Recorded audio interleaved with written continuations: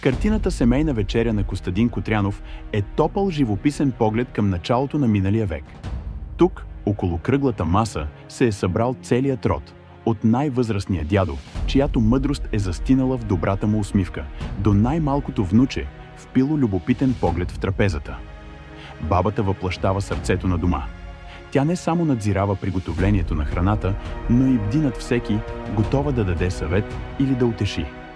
Бащата е опората, обичащ и грижовен, а майката – символ на нежност и сплотеност, която поднася току-що приготвения хляб с благоговение и трепет, сякаш подарява частица от душата си.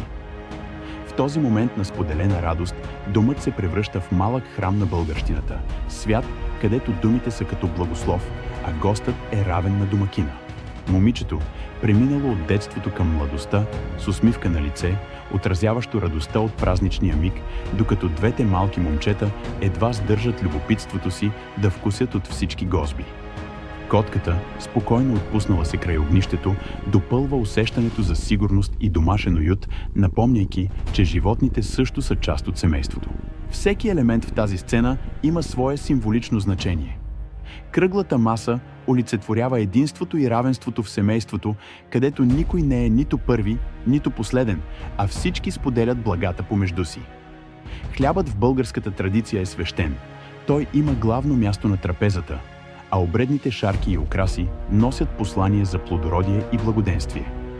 Огънят в камината гори буйно, символ на топлината и светлината в семейството, на сигурност и неугасваща надежда. Иконата, поставена на източната стена, е не само религиозен символ, но и знак на духовната закрила и благословията на дома.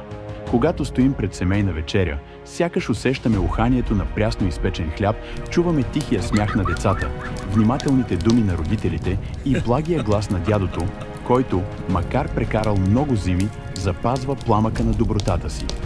Тук оживяват уроците на времето. Да почитаме възрастните, да сме грижовни към децата и да пазим семейното огнище като най-скъпа светиня. Встрани от великите исторически събития, картината разказва за онези домашни мигове, които са сърцето на всяка нация и всяко поколение.